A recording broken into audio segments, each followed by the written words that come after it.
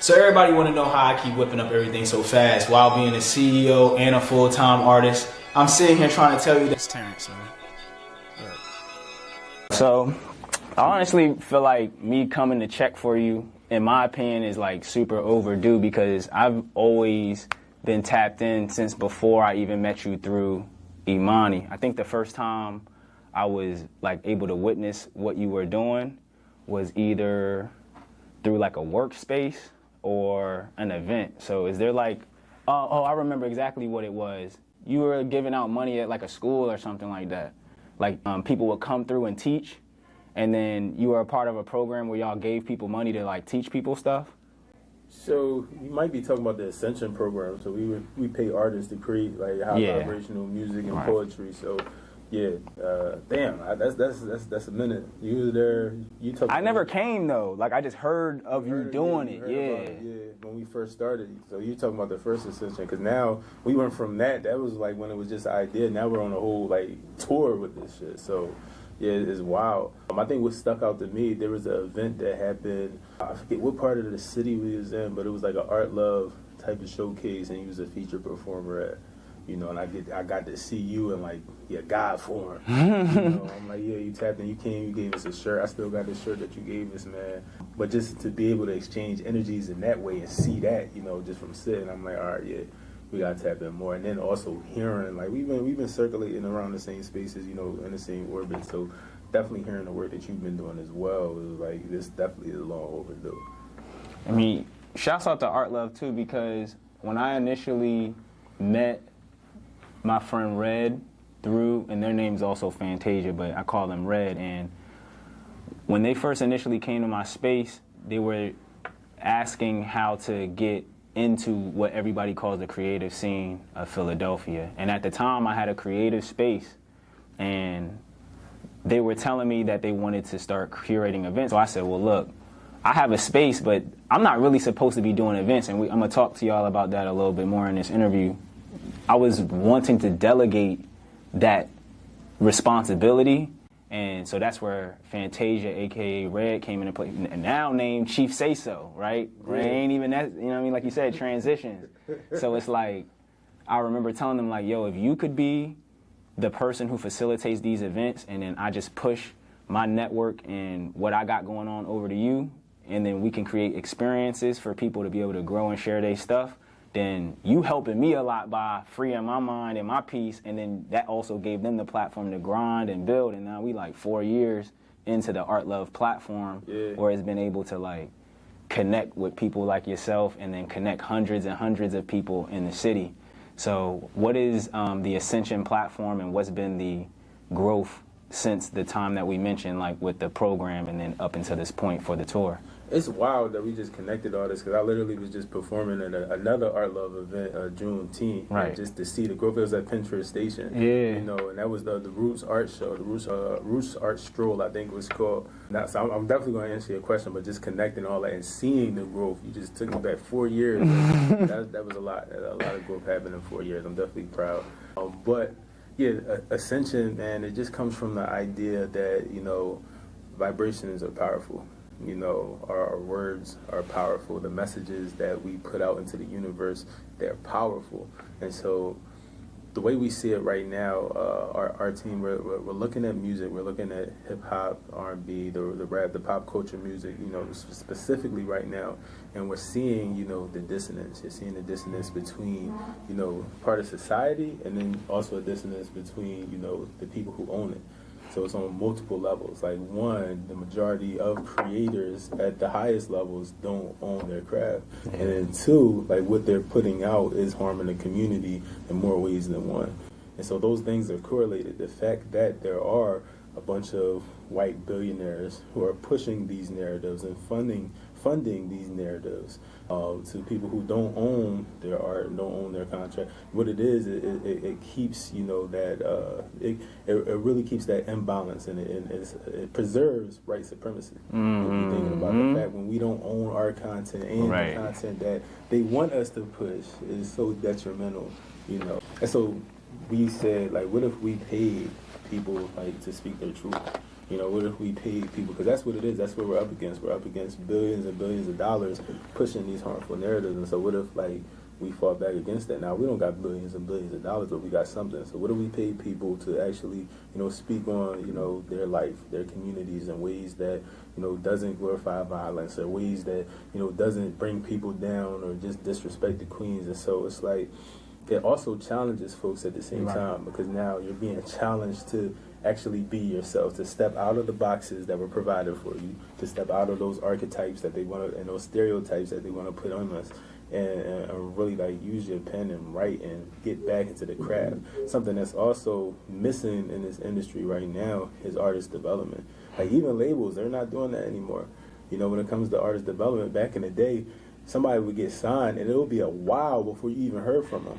Because they're developing, they're learning, they're perfecting, they're performing, they're focusing on their craft. And now it's just like, with the way we're consuming so fast, and these machines, which are the major labels, want to respond to that. They don't take in the creator. They don't, take that time to allow people to grow into their craft. And so what we're seeing, we're now in 2023, we still haven't had a hit song from hip hop or R&B. I seen that, John. It's a reason for that. Yeah. It's more disconnects than one. So we wanted to create a program, and essentially, Ascension Program is 12 weeks. Artists come in. There's 2 sessions a week. During the beginning of the week, we give them prompts. We're doing community building. We're just talking, labbing, game planning. And then the second session, we're writing based off of those prompts. And the prompts kind of go in order of phases. The first phase is all about knowledge of self. The second phase is all about really like community, connecting to your community and that social intelligence. And the third phase is about now applying those 2 to actually start impacting. So it's been beautiful. That was our first program before we even had a 501c3, before like we had any funding for it, and now like it's just blown up since. Yo, so one thing that I took and put, I always have this phrase, I have to put a pin in it, right? Like in my mind, because I like to listen without letting questions kind of like permeate my mind while I'm listening. Right. So I put a pin in it, and I put it in the idea when you said they got billions of dollars and we're going to give them what we have, right? And it's like, why is the money the point that you highlighted? Like, what do you think the money has to do with the influence of all this stuff? What's the money got to do with it? It's interesting that you said that. Honestly, the money is, how could I put this? That's what they use to control us. From my perspective, money doesn't mean anything. Money is meaningless. Money is a figment of imagination. It's an agreement between 2 people. But in our cultures, when you have so many people that are in lack mindset, so many people living in poverty, so many people living in scarcity, everything we do is about the money. One of our values is about money. But to be honest, also, bills need to be paid. Bro, right. Bills need to be paid. And the way this system is structured right now, like we cannot, we're told that we cannot be our true self and also go and pay our bills. We're told that like we can't be full-time creatives. You got to get a job, go to school, do X, Y, Z. And so, what if we challenge that?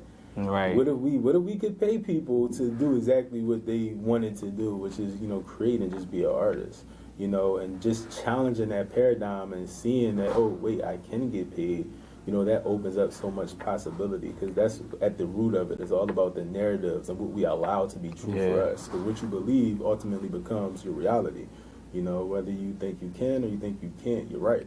So that's where the idea for the money came from. It's not even about trying to buy people or pay people. It's just about challenging that narrative that you can't, make money off of just being you. You have to work for somebody else. That's not true. You could work for yourself and create value for yourself and others.